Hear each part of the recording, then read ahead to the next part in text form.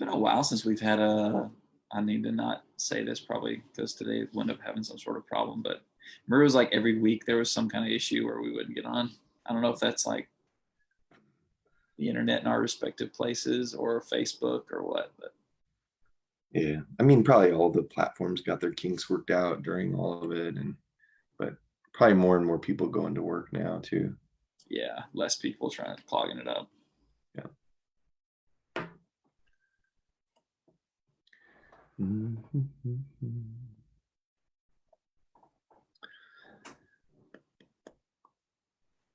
We got a couple people on, it looks like. Yeah.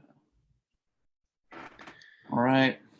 So today we're going to start looking at Ephesians chapter 5. And we're continuing in the second half of the book of Ephesians, where we're learning how to walk in a way that lives up to what God has done through Christ in us. He saved us. He's adopted us. He's given us new life. He's raised us up to sit with him in heavenly places. He's made us into a new nation. He's built us into a temple. And he has purposes for that. We saw in chapters 1 through 3. In chapter 1, he wants us to be to the praise of his glory. Chapter 2, that all the kindness he's shown us is meant to make us into channels of his kindness, where the world would see the riches of his kindness and love toward us. And it's not just something we're trying to show to the world, or I should say that God's trying to show to the world through us, but he's trying to do things in the spiritual realm. Chapter 3 and verse 10 talks about how we're to display the wisdom of God, not just to people around us, but to the principalities and powers in heavenly places.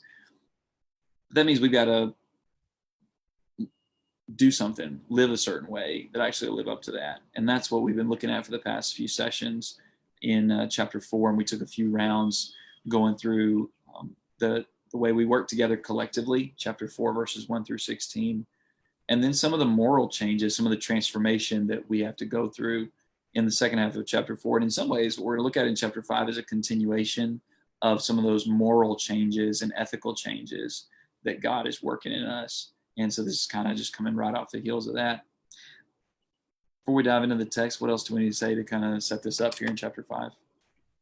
Yeah, I mean, what we just looked at over the last couple of sessions in 17 through the end of the chapter, 4:17 through the end of the chapter, was God really can make people different.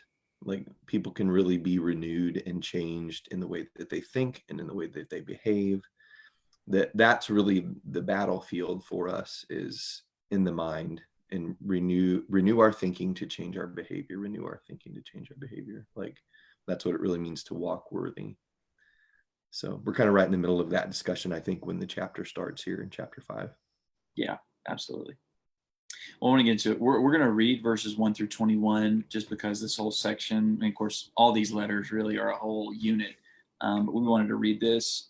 There's no way we're going to get through all of through verse 21. We're going to at least read it just to get the full context, kind of intro the section, and then kind of move from there and see how much we can talk about. So Ephesians 5, verse 1. Today, this is the ESV that I'm reading today. So Ephesians 5, verse 1. Therefore, be imitators of God as beloved children, and walk in love, as Christ loved us and gave himself up for us, a fragrant offering and a sacrifice to God. But sexual immorality and all impurity or covetousness must not even be named among you, as is proper among saints. Let there be no filthiness, nor foolish talk, nor crude joking, which are out of place. But instead, let there be thanksgiving. For you may be sure of this, that everyone who is sexually immoral or impure, or who is covetous, that is, an idolater, has no inheritance in the kingdom of Christ and God. Let no one deceive you with empty words, for because of these things the wrath of God comes upon the sons of disobedience. Therefore do not associate with them. For at one time you were darkness, but now you are light in the Lord. Walk as children of light. For the fruit of the light is found in all that is good and right and true. And try to discern what is pleasing to the Lord. Take no part in the unfruitful works of darkness, but instead expose them. For it is shameful even to speak of the things that they do in secret. But when anything is exposed by the light, it becomes visible. For anything that becomes visible is light. Therefore it says, awake, O sleeper, and arise from the dead, and Christ will shine on you. Look carefully then how you walk, not as unwise, but as wise, making the best use of the time, because the days are evil. Therefore do not be foolish, but understand what the will of the Lord is. And do not get drunk with wine, for that is debauchery, but be filled with the Spirit, addressing one another in psalms and hymns and spiritual songs, singing and making melody to the Lord with all your heart, giving thanks always and for everything to God the Father in the name of our Lord Jesus Christ, submitting to one another out of reverence for Christ. Very good. So I think, we can notice in this text, and we'll talk about this probably for a couple sessions, there's still a lot of this do not do this language, rather do this, don't do this, do this, put off this, put on this. And it's evident that he's still talking about like our walk. Remember back in 4:17, he started with kind of in that section, don't walk like the Gentiles, don't walk like they used to. But now we get to kind of the point in 5:1. We need to imitate God. Don't imitate the world. Don't sort of reach back to remember how it was you walked in your previous, earlier life. Walk as imitators of God. And I just want to point out that's in verse 2. It talks about walking in love. It's in verse 8, talking about walking as children of light. And it's in verse 15, walking not as unwise, but as wise men. So that's the theme through this whole thing. Walk this way, walk this way, walk this way. There's a lot to say about this, but I'll just start with verse 1 and an observation about this. When we're told to be imitators of God, and then it specifically says, as beloved children. Like if I was to ask most people, if we were to kind of like take a poll of people and say, hey, how many of you want to imitate your parents?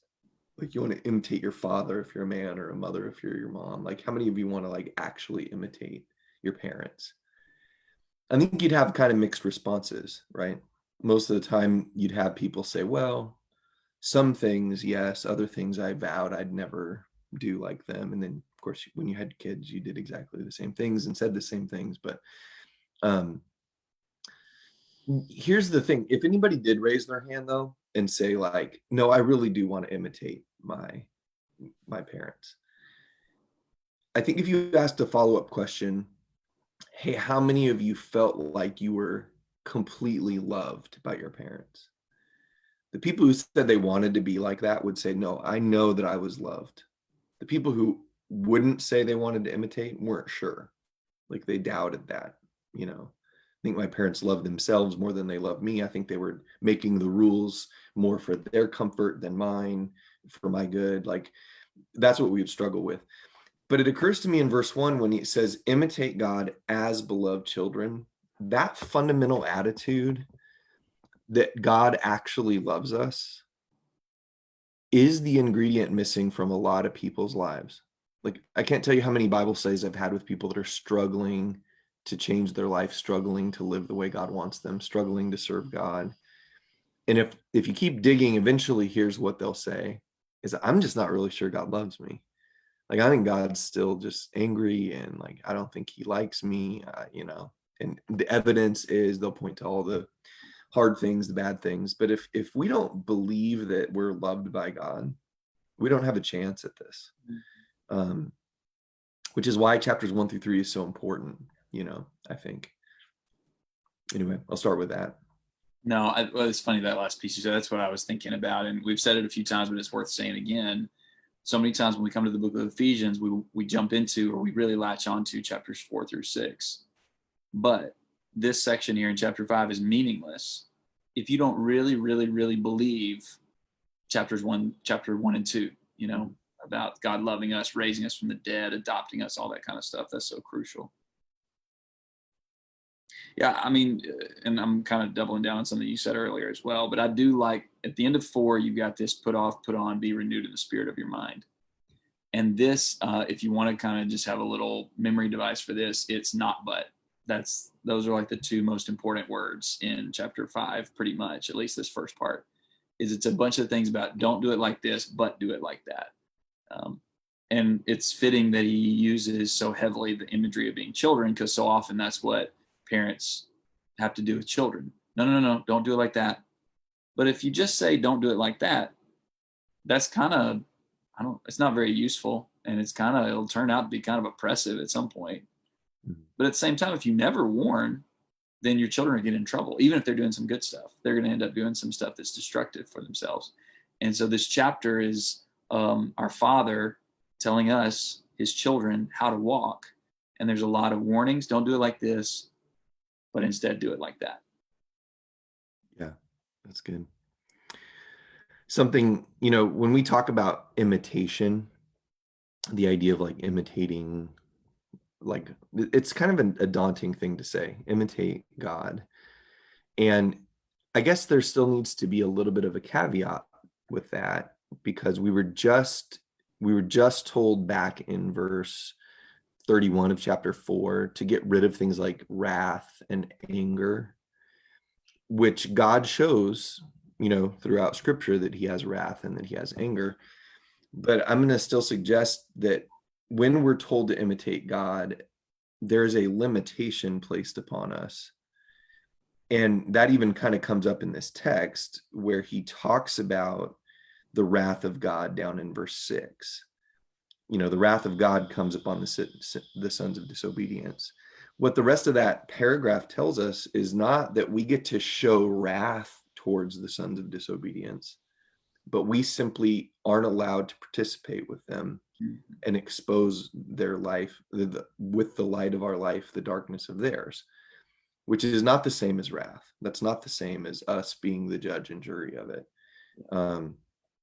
But imitation is a hard concept if you really start thinking about it, which is why I like in verse 2, when we're told things like walk in love,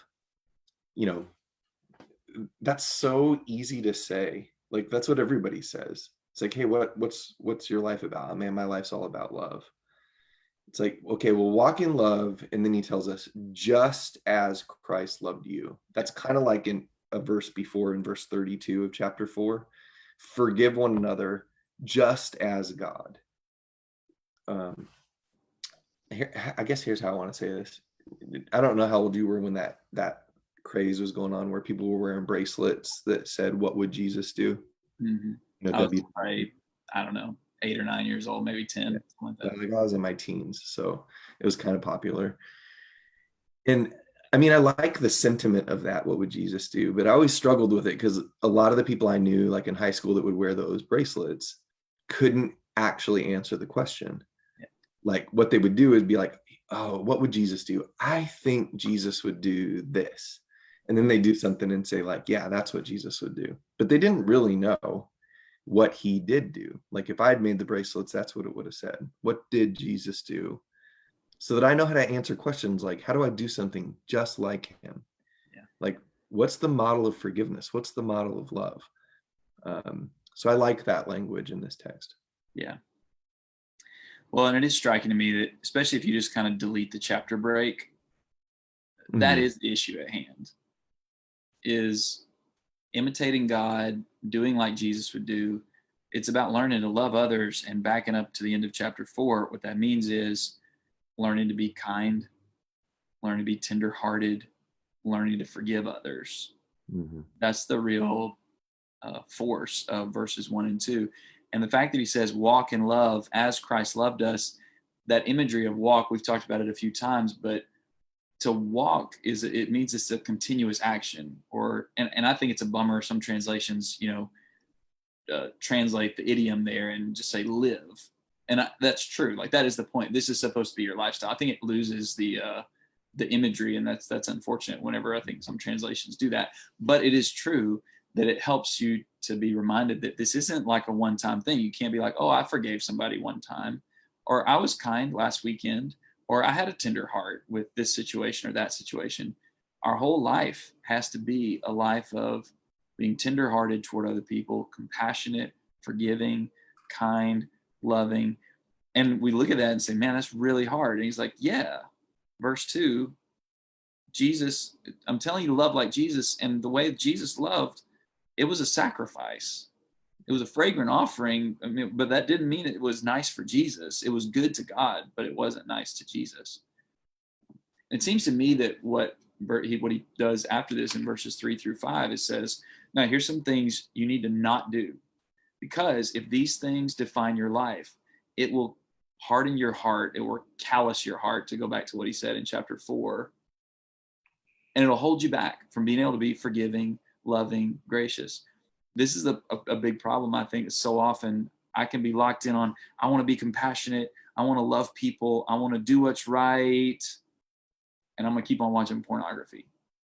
Or I'm going to be constantly thinking about money. And I'm going to be trying to accrue more money for myself, or fill in the blank with whatever. Or I'm just, the way I talk is vile and it's unhelpful, or it tears people down, or whatever it may be. If the sins of verses 3-5 remain in my life, it's going to be I think actually, I was going to say next to impossible. It's going to be impossible to walk as Christ walked, to love as Christ loved, especially in the way I treat other people.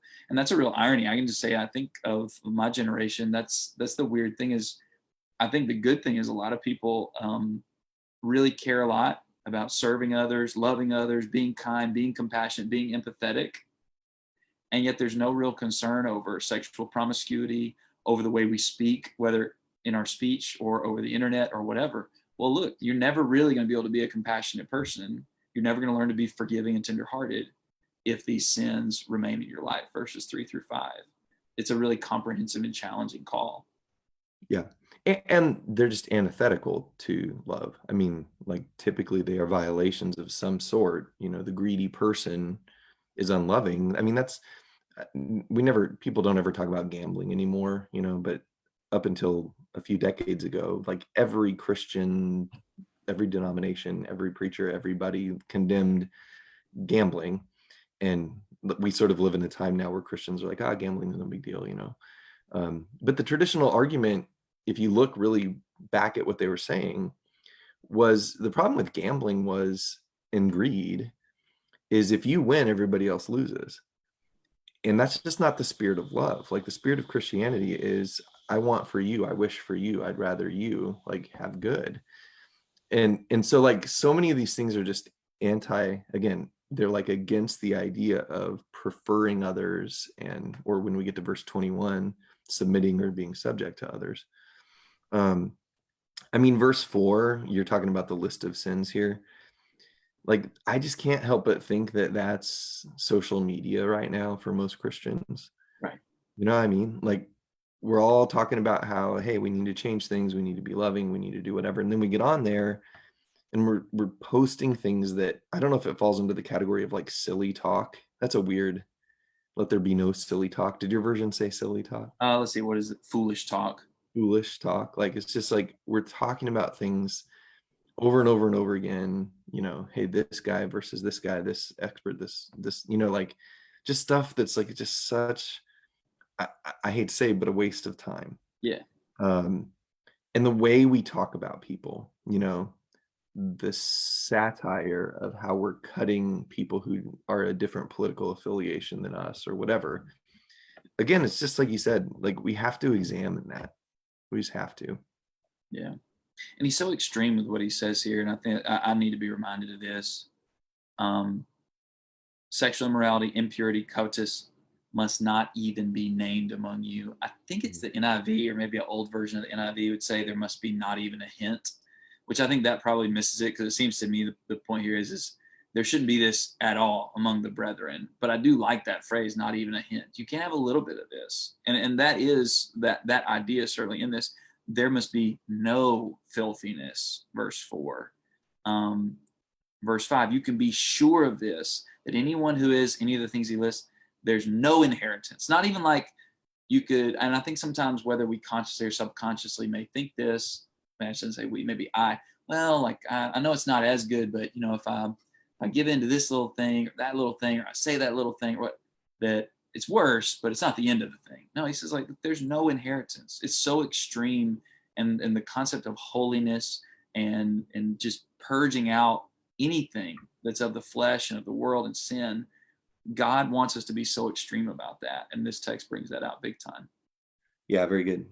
This is reaching back a long time ago to when we first started this study in Ephesians, but I really think a lot of the imagery of this passage in particular, if you look down there in verse 14, for this reason it says, awake, sleeper, arise from the dead, and Christ will shine on you.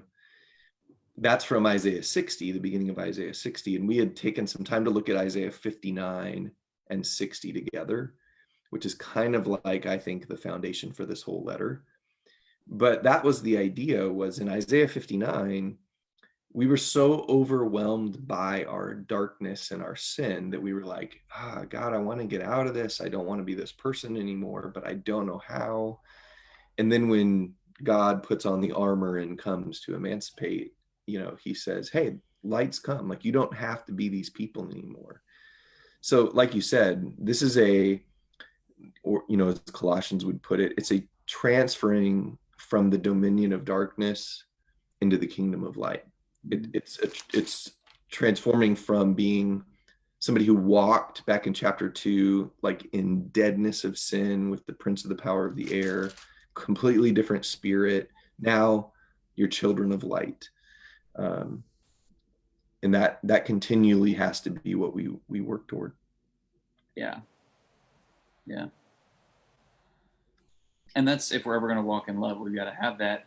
And we looked in chapter 4 about how in the body of Christ we're going to build each other up to walk worthy whenever we're speaking the truth in love.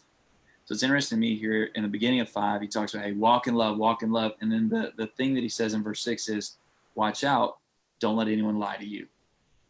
Mm-hmm. The thing that builds us up is speaking the truth in love, and the thing that'll tear us down is if we become selfish. And that's what ultimately verses 3 through 5, those are all just selfishness sins. Sexual immorality, as you pointed out, greed and covetousness, even the words we use that tear the people, they're just selfish. So if selfishness is the opposite of love that we've got to purge out of our lives, verse 6, he says, watch out for those lies, because those lies are the things that will bring darkness in. Even to your point, Isaiah 59, I think it's around verse 15, where it says, yes, truth is lacking. And right. God saw it and he was displeased. That was the reason why there was so much sin and darkness in the world and in our lives. But it's God's truth that brought light. It was God's love that rescued us. And so if we want to continue walking in God's ways, we got to watch out, not only for the selfishness within ourselves, but the lies of the world around us, so that we won't be deceived. Well, this goes back to when we studied 1 Peter and we were talking about what the true grace of God is. And again, I really think that there's such over all the centuries, but especially in the time we live in now, there are deceptive forms of Christianity or deceptive teachings that say, hey, you can live the life that you want to live and God's grace is just going to cover it.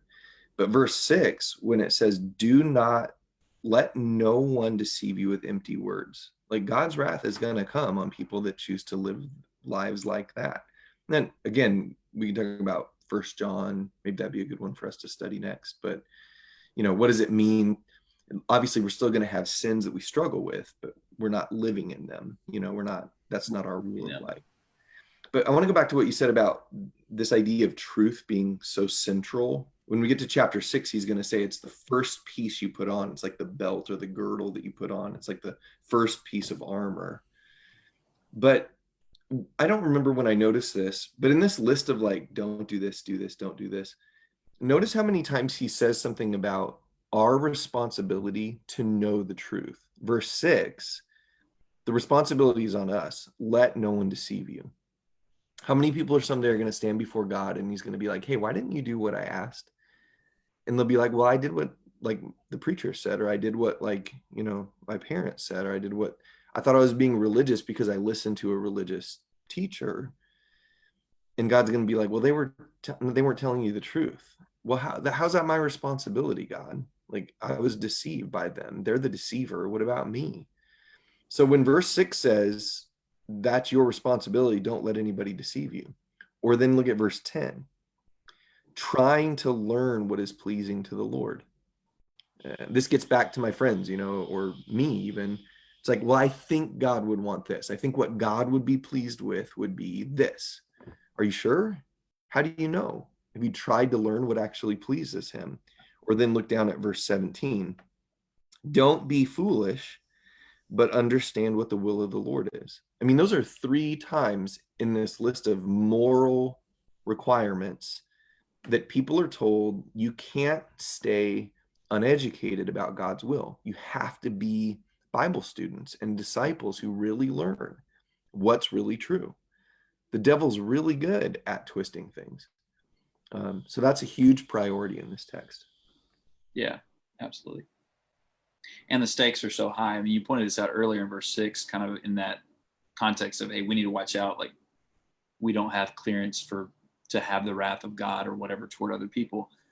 But in verse 6, the point is, if you do allow yourself to be deceived, if you don't put in the effort to learn what the will of the Lord is, if you're not walking as wise people and understanding it, then that wrath that's coming upon them will also be upon you. I think that's the implication of verse 6. That's why he says in verse 7, right after he says that, the wrath of God comes upon the sons of disobedience. Therefore, do not associate with them. Mm-hmm. You don't want to get caught up in that. Like, the consequences of not seeing God's truth and therefore not living in God's love, or not imitating God's love, not walking in the same love and self-sacrifice that Christ did, is that we'll end up getting caught up in that same wrath that comes upon the sons of disobedience. Yeah. So this is also, I think, one of those nuanced discussions. Your version says don't associate with them. Mm-hmm. You know, how do we work through that? Because New American Standard says do not be partakers with them. Yeah. You know, there's always been sort of this, I don't know, I don't know what it is exactly, but it's like, hey, somebody becomes a Christian. What do you tell them about, like, their worldly friends? Do you tell them don't associate, don't participate, stay away? You know, evil communication corrupts good morals. Completely extract yourself. You know, be a saint, be set apart. Like, don't be a part of their lives anymore. But then, of course, you look at Jesus, and what did Jesus do? He associated, or he surrounded himself with sinful people. And even like at the beginning of this book, we're told that we're supposed to be showing God's glory, showing God's grace, showing God's kindness to a dark world. Do we all go move somewhere and totally stay away from everybody? I do think that this really is an important conversation, though. Like, how do I know what amount of association to have with people of the world so that I'm not pulled back into a life that I really wanted to live anyway? You know, and how do I also do that without just extracting myself from the world? Like Jesus prayed in John 17, I do not ask you to take them out of the world, you know, but he did ask for us to be set apart and sanctified in the truth. That is a difficult, like, line to walk. Yeah. So how do we do Yeah. it? I guess I'll ask you. Well, fortunately, we only have like 1 minute to go, so I can give a really cheapo answer right now. No, I mean, see, I think this is actually a really good setup, and I would imagine we'll end up talking about this more, but I'll just say this. The way I read this text, if I'm reading it correctly, is verse 7, he gives that directive, do not be partakers or do not associate. And then in verses 8, 9, and 10, he kind of gives sort of reasoning for that. Hey, and I'll come back to that in just a second. But really, verses 11, 12, 13, 14, kind of, I think, at least in part, explain how we do walk that line in some practical ways. Like, hey, it's about not doing things. And I imagine we'll get into some of those practical elements next time we talk. But to me, the fundamental thing is what he says in verse 8. For at one time you were darkness, just like them. But now you are light in the Lord. And you connected it back to Isaiah 60. I'm guessing next time we'll make the connection again. But Isaiah 60 is not about being light and just being far away.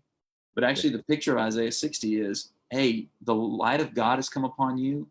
But it's almost like, to use Jesus's analogy, which I think was probably in part connected to Isaiah 60, it's like you're a city set on a hill that everybody can see. And there's deep darkness all around. And you're right in the middle of it. But you know you're something different. So much of it comes back to, do I understand what I am and who I am and what's transpired in my life? And if so, then that's going to change the way I relate to people. Not that I'm going to totally extricate myself from every single relationship or push people away or anything like that. But I am going to live in a different kind of way. It's kind of like you had your little kind of scenario at the beginning of, hey, would you want to imitate your parents? Well, for a lot of people, it would be, do they even know their parents? Imagine there's people in the room who never were able to meet their parents. Like their dad just walked out on them before they're like, well, no, I don't want to imitate him because I don't know him. If we know our Father, if we know who we are, then that's going to change everything. We're not going to be drawn into those sinful things. We know we're children. We are light in the Lord now. We're something different. But we're also going to understand that part of being light in the Lord and part of the love of our Father and our older brother Jesus is to go into the world with that light and that love and to try to draw people out of darkness and into the light. I know that doesn't really directly kind of answer. No, I think I think that's part of it. I'd like to talk about that Wednesday a little bit, because those of us that are raising kids, trying to teach our kids, how do you protect yourself from like the evil influences around you, but at the same time, like, how do you live among them and be a light? Like, we've all kind of made our mistakes with that. So I'd like to talk a little bit more about the nuances of living out those verses. That's really good. All right. Yeah. We're out of time. Thanks everybody for being with us. We appreciate you eavesdropping in our conversation and participating and saying really good stuff. Thanks everybody. We'll see you guys on Wednesday.